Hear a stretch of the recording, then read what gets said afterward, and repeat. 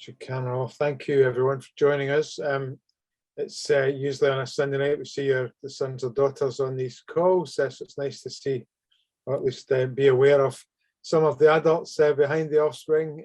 Nice to see you, and thanks for joining us. It's a really important area to be aware of, apprised of, in terms of just what goes on in sport these days. And as no doubt Carrie will say, it's really important we reach out beyond just the people who get tested at big competitions to make everyone aware of anti-doping and the perils and pitfalls of that. So Carrie, hello. Carrie McRae is our honorary medical officer advisor. She's actually down in Birmingham with a group of team officials for the Commonwealth Games next year in her role as a medic, or the head medic, I think, for the team. So she's doing a bit of recceing, and she was at the pool today with Lindsay Lewis, our team manager, checking things out, sending back pictures of them both in high-vis jackets and hard hats.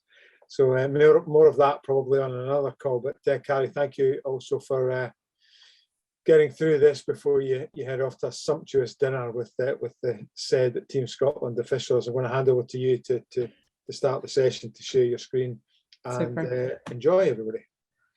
Hi everyone, nice to see you, albeit on video once more. I'm just going to share my screen first of all and make sure that everybody can see that first. We'll just need to make it big. Give me a second.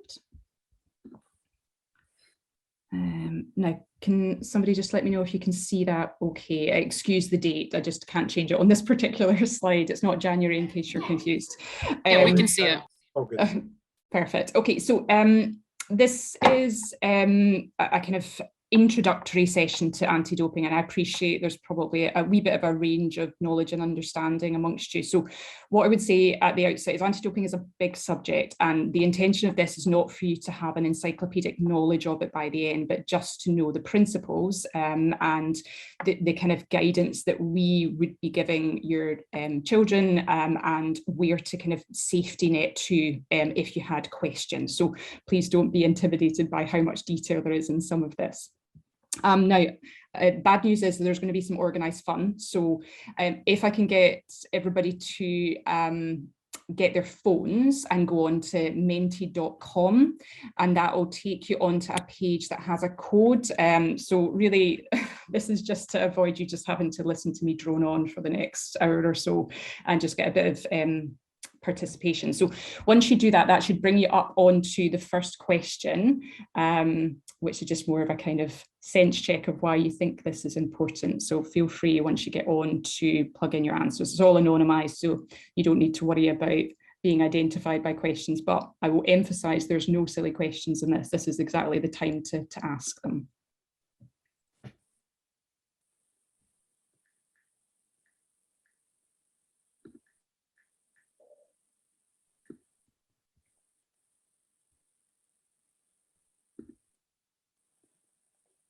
This is always a good question to see if we can get the technology working as well.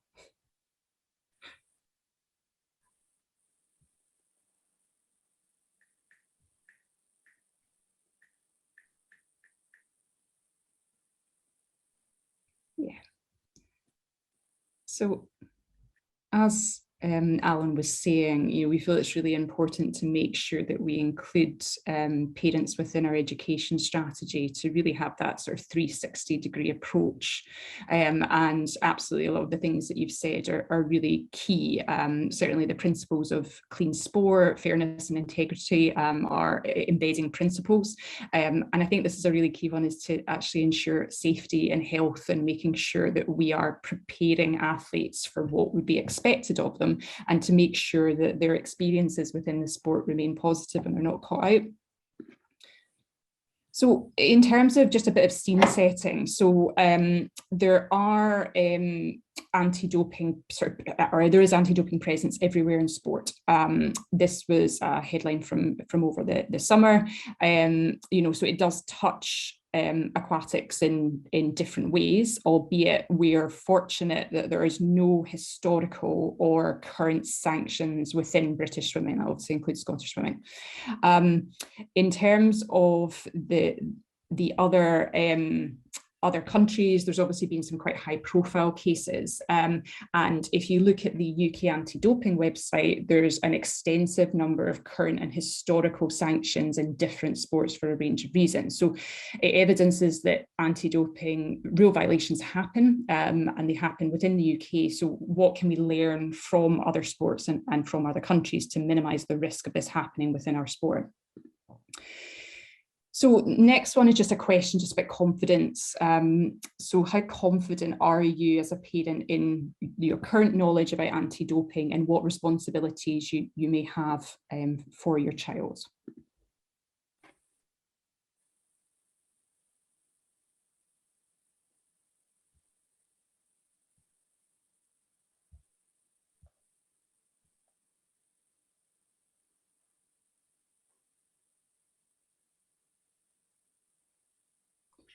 Yeah.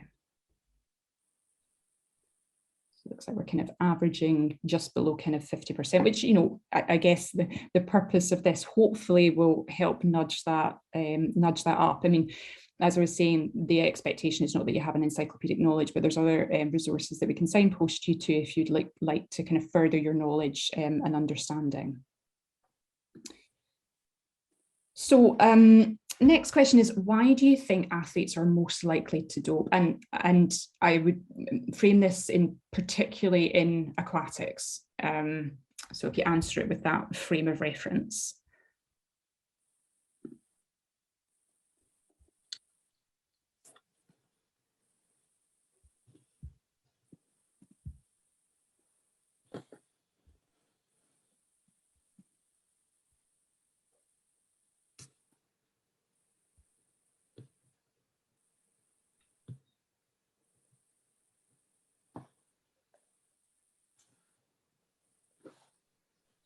The answers take ages to come up. They don't come up and say populate here. It seems like a long 30 seconds.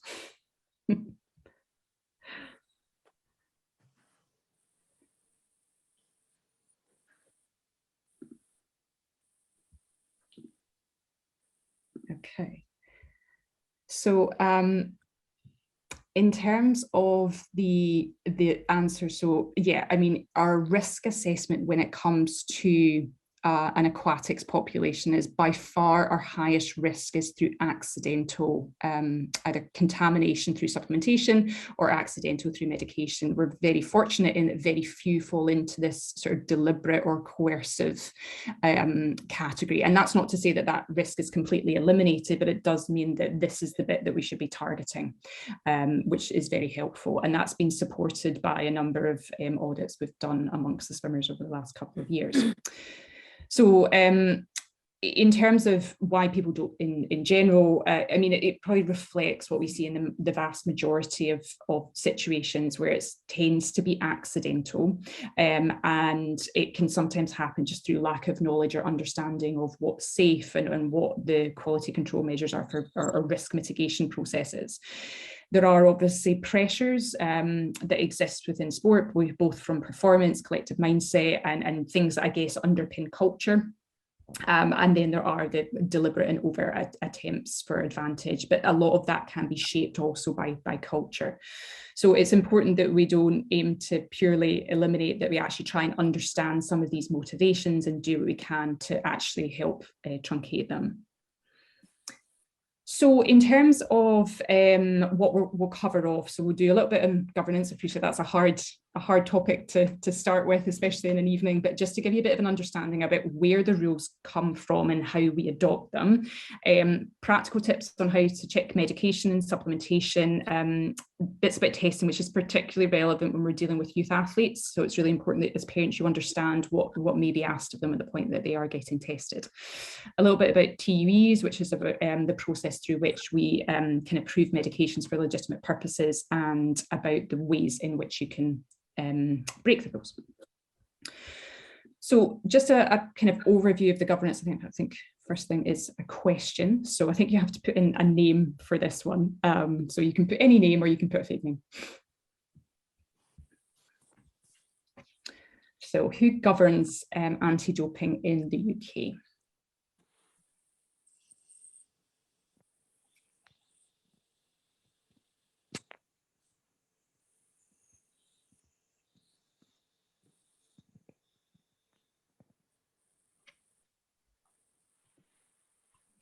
So this question is a bit cheeky. It's actually UK anti-doping. So, it's not necessarily that you need to know the specifics of it. It's often shortened to UCAD, and that would be the UK NADO. So this diagram probably explains it most simply. So the World Anti-Doping Agency essentially creates the international rules. UCAD is the British NADO, and that adopts the World Anti-Doping Agency rules and shares them with Scottish governing bodies and national governing bodies, and they also manage testing as well. So as we alluded to in the first slide in terms of responsibilities, so 100% Me is one of the kind of integral values of UK anti-doping, and a message that we really try and penetrate into a lot of our education, which is both in terms of what is in your body is 100% you, and the philosophy of integrity within sport. And the message that we always impart is that you can't dodge away from anti-doping really at any stage of your athletic career. So it's not something you can delegate to other people, and that anything that is found on testing is your responsibility, irrespective of how it got there. So that's why we're really keen to make sure that we help individuals risk manage as much as possible. So, as a parent, what do you think your role is in anti-doping? How would you see it for yourself?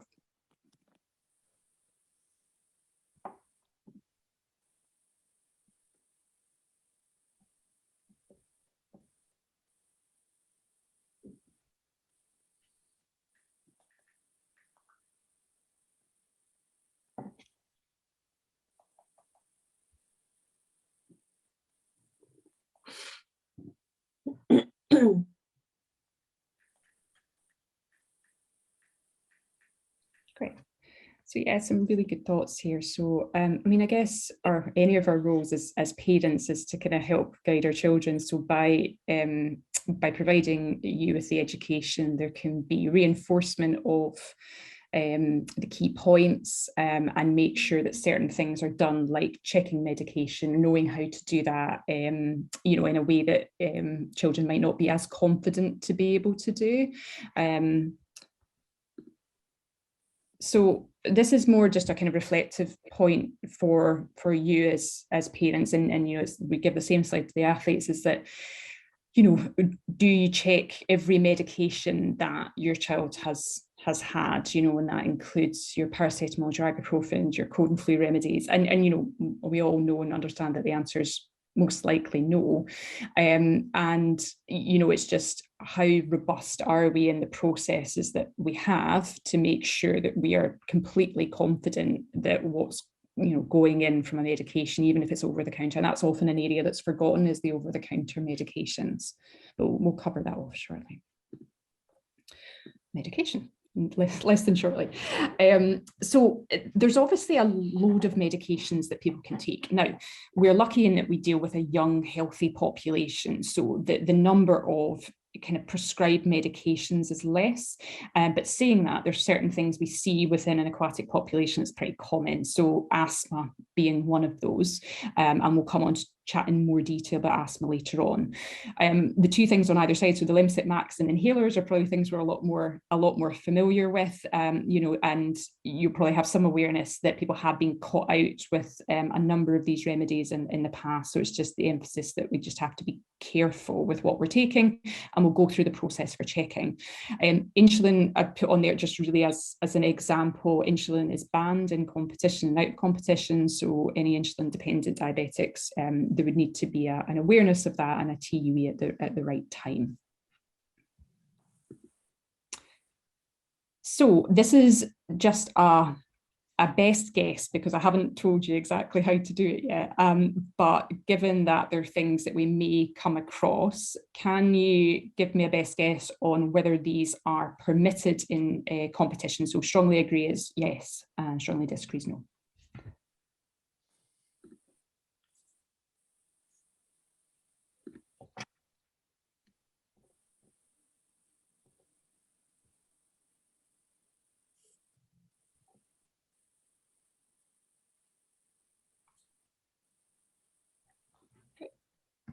Yep, so that's pretty good guess. So I mean, paracetamol is permitted in competition and out of competition, so that's allowed. We'll come on to just some of the nuances around that. You just sometimes have to be a bit careful with. Salbutamol inhalers, again, we'll chat about later.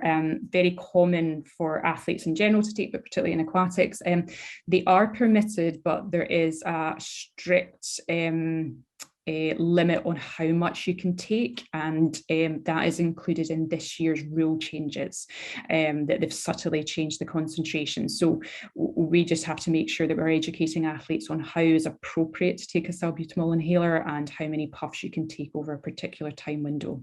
And there have been a number of high profile athletes caught out with that one. Oral steroid tablets are banned in competition, and we'll come on to emergency therapeutic use exemptions. Oral steroids are typically things that are given in a more acute setting, so I'll explain how that looks, but they're always banned in competition. So thankfully for you, and certainly for me, there's a website that exists called Global DRO. So this is definitely one to bookmark on your phones, because this is the key website that we all use to check medications. So feel free to, if you can, jump off, or you can have a wee look later. I'll share the slides with you afterwards. So this is basically the gospel when it comes to whether a medication is allowed. I'll run through the process. It's relatively self-explanatory, but some things are worth explaining. So when you go to the main page, you'll get a drop-down menu at the top. So the user type doesn't actually matter. It won't affect the search. It's just collecting information to see who's asking for it. The sport does matter, so obviously you want to make sure that is the right sport, and that's because there's different rules for different sports. So if you search the same medication in 2 different sports, you might get different results. Nation of purchase is because they have databases that sit behind it with the countries that are on Global DRO. So you'll see from the flags on the last slide that this only applies to certain countries, and it's important because in different countries there's different ingredients in the same product. And then you put in what your medication is, and it's just important that that's as specific as it can be. So if you've got the box in front of you, which ideally you do have, you just put the medication in exactly as it's shown. So on this example, we've deliberately gone for one that is kind of notoriously complicated, which is Sudafed. And that's just to illustrate that you will then get a list of all the different options. So the only thing you need to do is to match it to what is on the box. And that's because there's generic medication names and then brand names. So it should match up with one of the ones, provided it's been purchased or prescribed in the UK. Then you get this quite intimidating looking page. So I'll just break it down to hopefully make it simple for you. So what you'll get as number 1 is the medication that you've searched for. So just always make sure that is the one, you're not clicked on the wrong button. Number 2 is the route of administration. Now, all that means is how you take it. So when it says route independent, that means that substance, this certificate will apply any which way you take this medication. The main differences in that one are different types of steroids, because there's different rules around how you might take them. So if it says route independent, you can be happy that that's going to cover everything you need. And then the color-coded boxes apply to the in-competition and out-of-competition timeframes. So if it is green, happy days, it is not prohibited, and you don't need to worry about it, provided you've got the right medication. If it is red, now the only way it would be is either red, or red in competition. So you won't get a medication that is red out of competition, but is okay in competition. So that's the way that you're going to see it. So if it's red, again, it's relatively clear. The place that we just need to be cautious about that is when the in-competition window is and how long before that medication was taken before competition. So that's often a question that gets directed to us as sports doc. So my general recommendation for this is if you get a red on there, then get advice as long as it's a non-emergency situation before anything's administered, in case there's a clash with competition. The yellows can sometimes be a bit confusing, and they're the ones that relate to a concentration limit. which will be typically for things such as inhalers. So that's the one that we most commonly see. You'll see, obviously, this is a pseudoephedrine one, which is the active ingredient in Sudafed. But that's why over-the-counter remedies you have to be careful with because of the inclusion of pseudoephedrine. So with inhalers, it's often conditional, and then you'll get the amount of concentration, and that'll be equivalent to how many puffs you're allowed to take of that particular inhaler. So it does seem quite intimidating, but again, that's where I would suggest that you're just looking for advice on exactly how many puffs are able to be taken within what time frame. So once you have the certificate, then there's different ways of recording it. So you can either download it as a PDF and save it, or you can actually save the reference number, which is number 4. And that is your quality control and your evidence for the fact that you've gone through due process and checked the medication. So if your child were to get tested and have taken some medication the last 2 weeks and have an adverse analytical finding, you could say, well, actually, we did check it. Here's our certificates. So it adds to the list of kind of quality control that you've gone through. And as good practice, generally, if I'm prescribing for an athlete, I would provide this certificate or ask them to look it up themselves and just have it stored. Oh, sorry, I skipped ahead. So just for clarity, the countries that are included in global DRO are UK, USA, Canada, Australia, Switzerland, and Japan. There may be other countries added to that at some point. There haven't been any new ones added anytime recently. Just a reminder to check medications regularly because ingredients do change. It's not wildly common, but it's good practice to perhaps, if there's long-term medications, check them on a 6-monthly basis and to make sure that you're up to speed with the rule changes that typically we find out about usually 6 months out and will take effect from January. So I'll come on to explain some of those. And the other thing that often confuses people is that this is only for medications and not for supplements. So I would imagine at the age and stage your children are at, they're hopefully not taking much or anything in the way of supplementation. But certainly for older athletes, we have to emphasize this point very clearly. So next question, if you look at your phones, a bit of a break from me talking. So this one, if you're very quick off the mark, you can try and search global DRO and see if this is permitted in competition.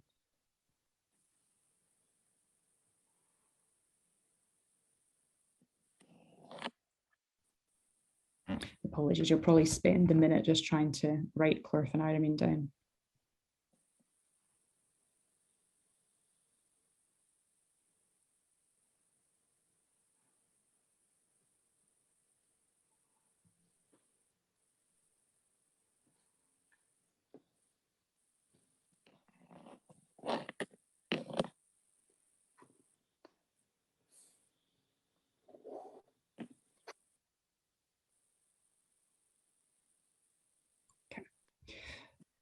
So chlorpheniramine is otherwise known as Piriton, which is an antihistamine and is permitted. I guess the point of this is to give you a chance at checking. I wouldn't suggest you do it under a 60-minute time cosh. Take your time and do it properly. Medications have long garbled names and they also typically have 2 names. So Piriton, probably most of us have heard about, whereas the generic name is less commonly known. So it's just the emphasis to make sure you check. I mean, even though this is my day job, I'll always be belt and braces and I'll always check because the risks of not having done it and not having shown that you've gone through that process are just too high. So just get familiar with using it. And if you can, encourage your children to kind of try it as well. So just to re-emphasize the point that the rules change at least annually, and the rules, it varies in terms of how much they change. The last couple of years, there hasn't been anything too seismic, whereas this year there's quite significant changes for us. So the main things being the blue inhaler, so salbutamol concentrations have changed a little bit. So the total daily dose is still the same, but they have reduced it to 600 micrograms over 8 hours, where it had been 800. So that reduces the number of puffs that you can take in that first stage. So that's a kind of key education piece that we'll be pushing out. The other thing is the use of injectable steroids. So that will now often require a TUE, which is a big practical change for us in terms of what that will look like. So yeah, there will be kind of information shared with you and the athletes. It's just making sure that that penetrates, and that if there is anything that's applicable, that we're aware about it.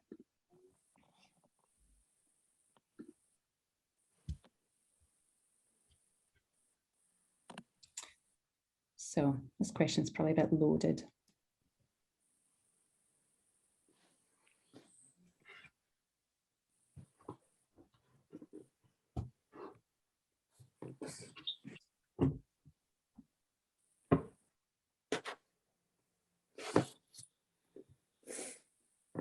Okay, yeah, absolutely. So the reason for including this specifically is just because asthma is something that we do see commonly within an aquatic population. And it's just really to take the opportunity as parents to chat to you about some of the processes around that. So often the diagnostic criteria when you're younger can be based on kind of clinical probability, and sometimes it's not made on sort of spirometry based testing. When athletes get to particular age and stage, particularly when it comes to sport, then you do require certain diagnostic fields to be met, and that sometimes leads us to a bit of a kind of imbalance between what has been done diagnostically by the GP and then what we might need from a anti-doping point of view. So it's just to be aware that if you do have children that have asthma, just to maybe have a chat to the GP about how that's been diagnosed and whether there's been formal spirometry done about it. Obviously available for any advice around that if you need to. So just a couple of other things to highlight, and again, this is not for you to learn verbatim, it's just, again, the stuff that often comes across our field, because asthma and hay fever and allergies often go hand in hand, particularly in aquatic populations. So hay fever is really common. Loads of stuff are permitted, and as I say, questions that we field a lot. UCAD published quite a lot of useful infographics on common conditions that they see, and there's certain things that are always banned in competition. A lot of these things are not common medical practice anymore, but there was a trend for giving intramuscular steroids and oral steroids for bad hay fever. So that brings us on nicely to the subject of TUEs. So first one's just going to be a question, and you don't need to absolutely know the answer. It's more just a kind of thinking about it. So if your child gets admitted to hospital with a bad case of tonsillitis, what advice do you think you should get as a family, or things you should think about with regards to anti-doping?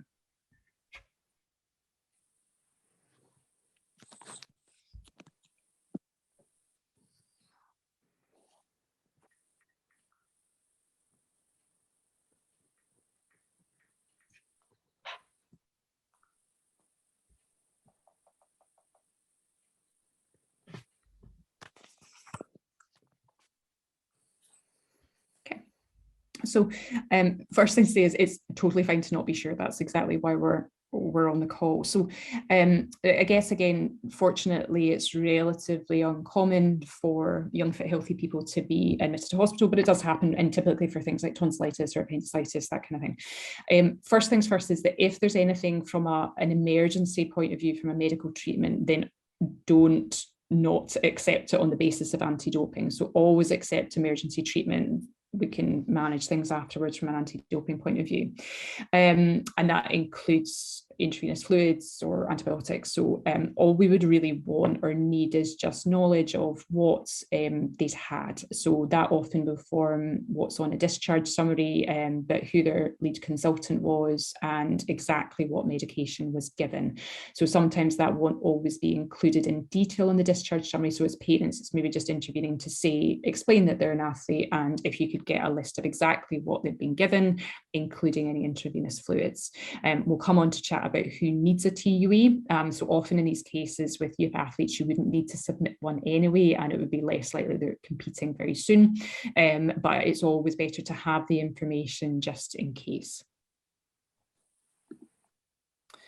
So TUEs stand for therapeutic use exemptions. So we use them for a number of different purposes, and there's 3 different types. So a standard TUE is one that you have in advance. So that happens with medications that we know are banned, or modalities that we know are banned, with athletes performing at a particular level. Emergency TUEs are in place if there's emergency treatment. So kind of that situation, and again, from a performance level, one that we would need a TUE in advance. Retroactive TUEs can be applied in a couple of cases, so either kind of major game setting, but more commonly for athletes that are at youth level or a national level, but not on the list of needing a TUE in advance. And we'll come on to chat about that in detail shortly.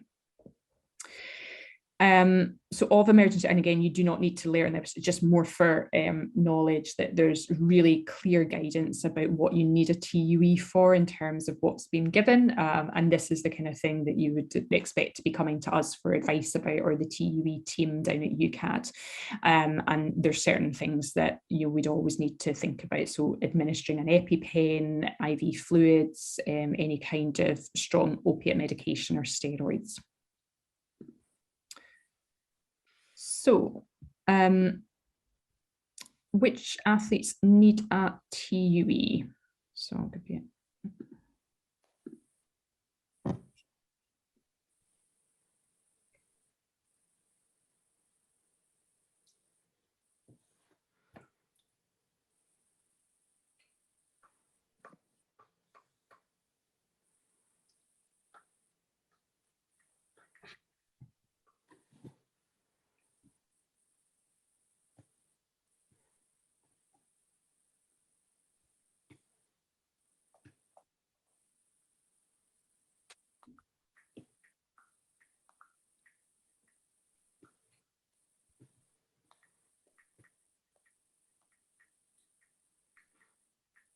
Okay, grand. So hopefully what I can do is jump onto the next slide and give you a wee bit of reassurance on this.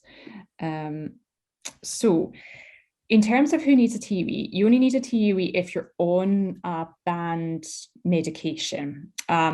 So that would mean, just to cover the asthmatic point, the only people that would need a TUE for asthma is if they were on an inhaler that wasn't approved. So there are a couple that aren't approved. So it's the kind of thing that's useful for us to pick up, because sometimes GPs will prescribe particular inhalers, mainly combined inhalers, and be unaware that they're not permitted. So sometimes that is required, but we need kind of additional evidence. But to kind of reassure you about who needs a TUE in advance, the list is very specific. So it's really the athletes performing at the highest level that need a TUE in advance, which is a kind of good pragmatic point. Otherwise, we'd be spending a lot of our time sort of doing TUEs. So that means for athletes performing at kind of youth or national level, all we need to do is have an awareness of medication that is being taken regularly and is banned, and have the paperwork ready to go if they're tested, or have awareness of any emergency admissions so that we can have things teed up. So it can be, I think when you're at this stage of kind of realizing what this looks like, it can be a bit stressful, but rest assured that's what we're here to give you advice over if there is any kind of medication queries. So following on from that, yeah, how long do you think that swimmers out with these groups have to submit a TUE if they're tested?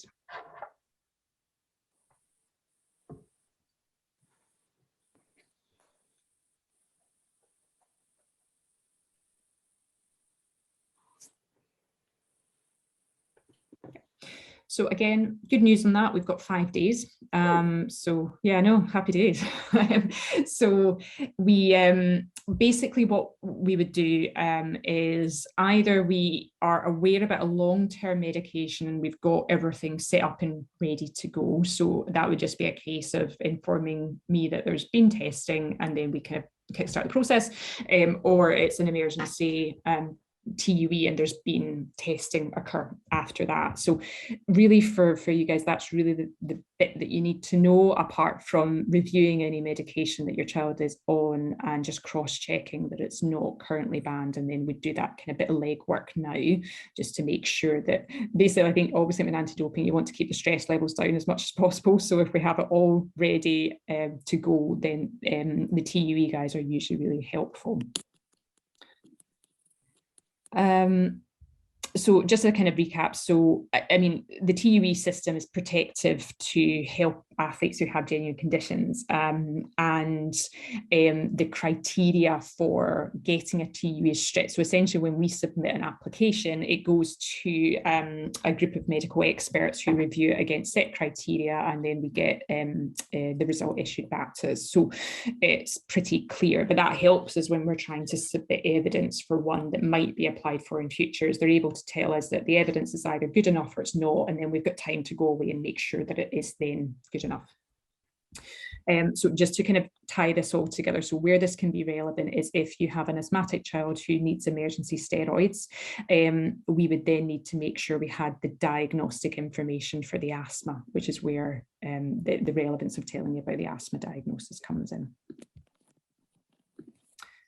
Okay, supplements. So what do you think the temptations of supplements are?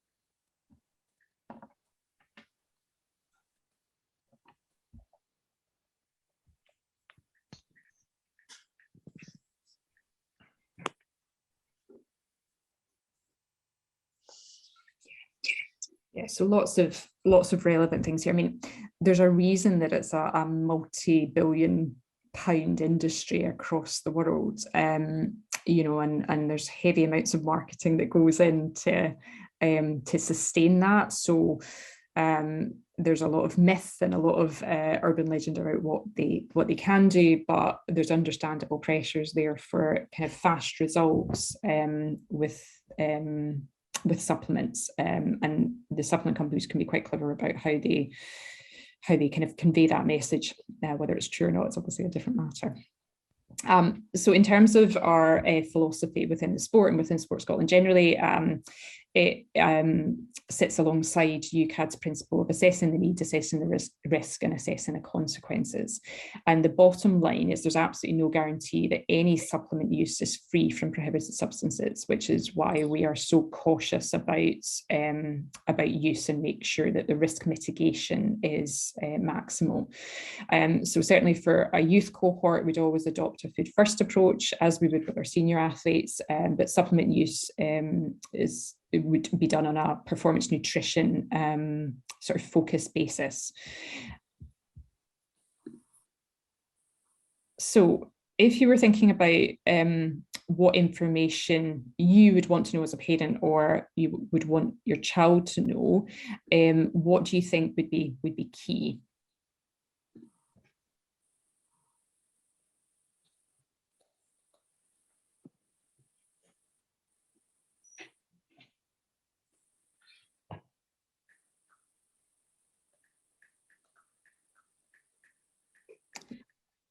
Yeah, I mean, absolutely bang on. You want to know what it is, and is it what it says on the tin? So there's a process called batch testing, which is the most robust form of risk mitigation that we've got for supplement use. Let me see if there's. I'll skip back. I don't have this presentation that does. Oh, we're getting quite a lot of feedback. Could people mute their microphones? So sorry, batch testing is a process where a part of the batch of a supplement is tested against the most commonly banned substances. So it's not every banned substance, and it's only that particular batch. So you might have a brand that then has a batch that is batch tested. So if an athlete is using supplements, we would always want it to be a batch tested a supplement. And Informed Sports is the website that you can cross-check that in. And what we would expect athletes to be able to have is the batch test certificate to be able to evidence if they were to get tested. So it sounds quite a convoluted process, but it reduces the risk. So I think the last big study that was done estimated about 25 to 40% of supplements were contaminated, and that can be stuff with like anabolic steroids and stimulants. And if you use batch tested supplements, the risk goes down to 1 in 10,000. So it's not an absolute zero, but it's certainly a significant risk reduction. So be very cautious about buying any supplements in supermarkets or anything that has either the UCAD or Informed Sport logo on it. It is almost exceptionally it shouldn't be placed there, because neither UCAD or Informed Sport will sanction any particular supplements. So yeah, there's a kind of giveaway that it's definitely not legit. So testing. So what I'm going to try and do, now I might be let down by technology, but we'll give it a go, is play a video. Let's see if it works.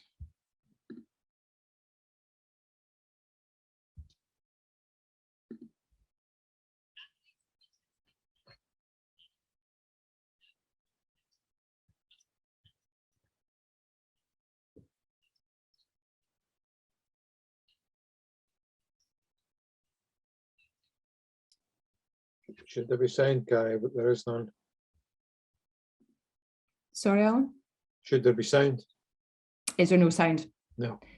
Right. That I knew technology was going to fail me in some aspect. What I'll do is I'll share the video, because it nicely summarizes, and I kind of decided it was probably slightly better than my summarizing, or at least you got a break from me, but I'll summarize it in this, and then I'll send the video around with a couple of other resources, but it might be actually quite a good resource for you to share with your children as well. Obviously we've gone through it, but it'd be good consolidation of the process. So what the video says is that there's a really key process, or a pretty regimented process when it comes to testing. The first stage is notification. So there will always be notification of the athlete. If that is a minor athlete, that will go to the responsible adult, often the team manager. Typically this is happening in competition for your children. In terms of what then needs to be provided, so some form of identification, usually in the form of accreditation. If there's no photo ID available, then the team manager or representative can confirm identity to the doping control officer. Then you would report for testing. Slightly sort of sinister picture does imply that you have to be within the line of sight of the doping control officer at all times. So we'll come on to chat about the reasons to delay a test in a moment, but that means that the athlete will stay within the line of sight even if they do delay a test. Obviously, for any youth athlete or anyone that is being tested for the first time, we always would have a chaperone with the athlete. So that should be able to be provided by UCAD in the testing process, but we would always send somebody from the team along with them as well, just to make sure that there's that extra pair of eyes. Then you report to doping control, and you can see on the third picture, there's a series of boxes. The key thing here is to select a box at random, check that the seal is intact and that it's not been tampered with. Throughout the process, the doping control officer will not touch any of the testing kit or any of the boxes. It's only the athlete that will do that, but they'll be there to give instructions as to what to happen. The athlete will be invited to wash their hands, wear gloves or both. We normally recommend doing both. And then the sample is provided. So this is where just being clear about what is required to happen. So the athlete will be required to pass urine into a pot in front of the doping control officer. That will be a same-sex doping control officer. And if there is a chaperone, the chaperone will observe the doping control officer rather than two people observing the athlete directly. appropriately. And the reason for that is that they need to see the passage of urine from the body, so it does require a degree of exposure, which obviously for younger athletes can be quite a lot to take in. So the old adage was from nipples to knees. Realistically, it's exposing enough to be sure from a doping control officer point of view that the urine is coming and it's not from a catheter bag up a sleeve, which, believe it or not, has happened. Once the sample has been collected, then it's a case of selecting another set of boxes, which is the sample pot. So essentially you get one pot that you do your wee into, and then you divide the sample into these two glass jars, which you can see in the dividing and sealing section. So same principle applies with the selecting, is that you ensure that it's not being tampered with and that the boxes are sealed. And there should be a minimum of 2 boxes that you have a choice between, although often there's 3 or more. Then the sample is divided between the A and the B bottles, which corresponds to the colours. There needs to be a minimum of 90 mils, otherwise the sample is incomplete and the athlete will need to wait to provide another sample. So anti-doping can take a long time. We normally recommend, if an athlete's not able to drink, they have about 250 mils, not any more than that, otherwise they might run into an issue with the sample being too dilute, which is in the suitability section.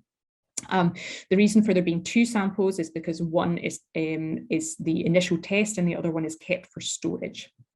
If the first test were to report an adverse analytical result, then the second, the B sample, will be tested as verification of that. But otherwise, the B sample is stored for up to 10 years, and there can be retrospective testing done on this. So you'll have seen cases in Olympic, Paralympic sport where there's retrospective bans based on new technology or new intelligence. So yes, that's why they keep the samples for up to 10 years. Suitability is the only point that the doping control officer will touch the sample, and that's only after the ratchets on the blue and the red bottles have been completed, ratcheted up, so there's no possible contamination of the sample. Suitability tests the concentration. If it's over dilute, then the athlete will need to produce another sample, hence the asking athletes not to drink 2 litres of water as they're waiting for doping control.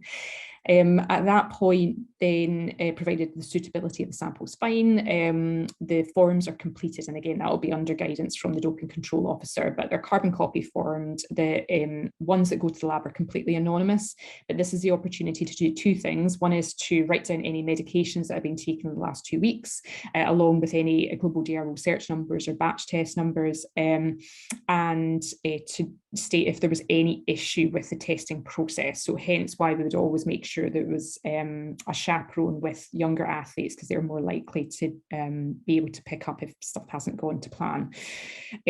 Apart from in rare circumstances, it's very important for the test to be completed, even if it hasn't gone to plan. And that's because of potentially being charged of evading or avoiding a test. So that's the process that we'd normally go down. So again, I'll send on the video to you. So do you know what the reasons are for delaying a test?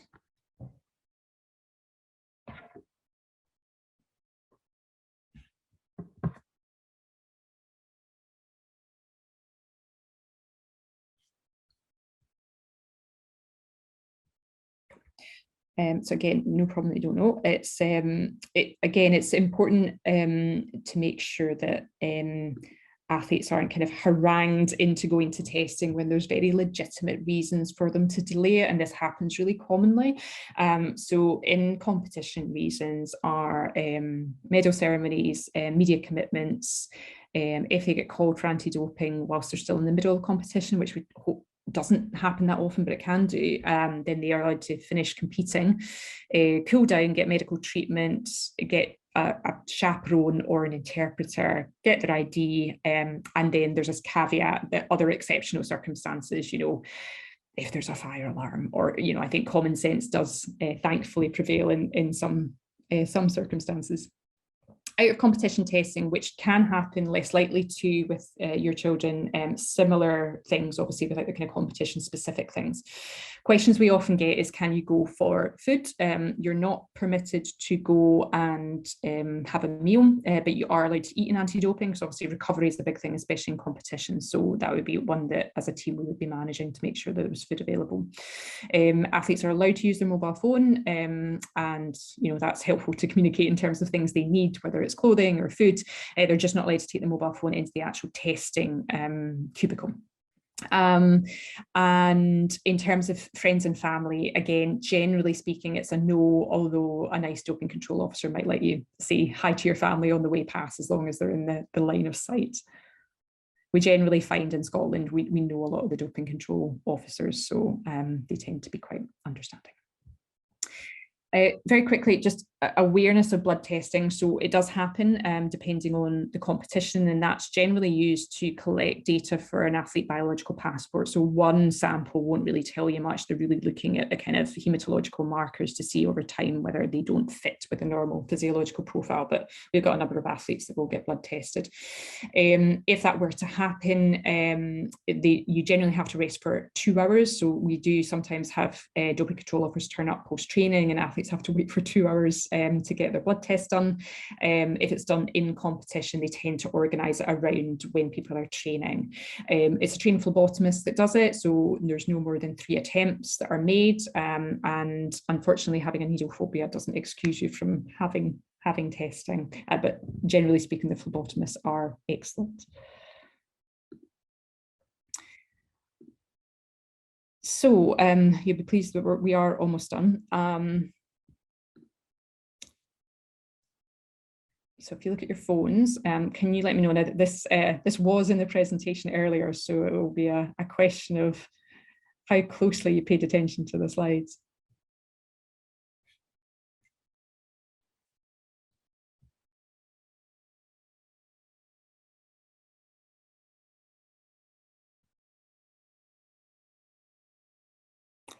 So it's desperately unfair, but the 5 of you used to be right. So it was 10 for years.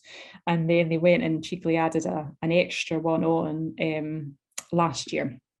So what I'm going to do is I'm going to send around an infographic that explains this really nicely in a succinct way. I guess that the main things you need to be aware about is that there are a number that apply just to athletes, which is the top 4, and then the rest of them apply to all athlete support personnel and coaching, which is good, obviously. It means that the onus really is on sport as a whole and not just the athletes. Things to kind of pull out from this, there's a difference between presence and use. So presence is having it in your system, use is deliberate use for the purposes of performance advantage. And as you would imagine, they attract different lengths of bands. Evading or refusing a test, say just a wee warning about if you don't think the testing process is going well, just to continue with the test. Whereabouts failures apply to those that are on ADAMS, so that's the kind of senior elite guys. So that's not something you need to worry about too much. There'll be details on the infographic about that.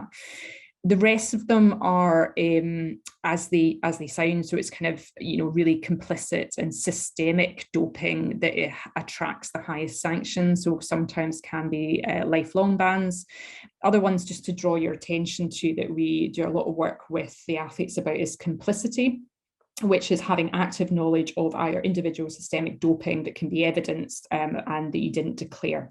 So there's lots of work done on trying to make sure that if there is behaviours or certain knowledge of anti-doping, that is reported, even if it is done so anonymously. And just on that, so there's a variety of ways to report concerns, and intelligence-based testing is increasingly done. And so that is where UCAD collect different kind of pieces, they call it different pieces of a jigsaw, and act to piece those together and target ARDBs in that way. So you can report through a manner of means, and they do very much encourage that. So you'll be pleased that that is me at the end. Does anybody have any questions? So you can either type it into your phone if you don't want to shout up, or very happy to take shout outs as well.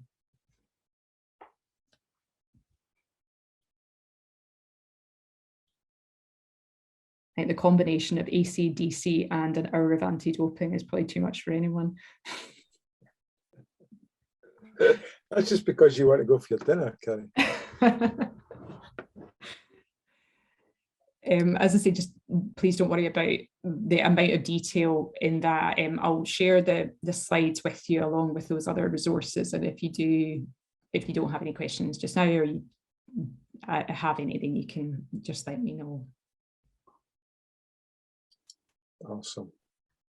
Okay, I will unshare. Thank you, Carrie. As always, we have recorded the session. So for those of you who are watching this not live, it's only live once, as they say on the TV adverts, then get in touch with us if you've got specific questions that have arisen in your mind during Carrie's presentation. I'd be more than happy to supply the answers to you via Scottish Swimming or directly from Carrie if none of us can answer. But thank you. That's exactly the same thing as we've been doing to a number of, I guess, different constituencies within the sport. So athletes, young and older, more experienced, coaches, and yourselves. So we have a duty of care to everybody, which includes obviously looking after people, but also informing and making everyone aware, which is exactly what tonight's session was about. So Carrie, you've definitely earned your sumptuous dinner in Birmingham, if that's what we can call it. I'm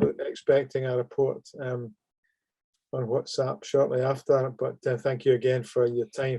I know you're on the move, but it's really appreciated in doing this on behalf of everybody. Thanks very much, and have a safe journey back home. Oh, thanks, guys. Nice to see everyone.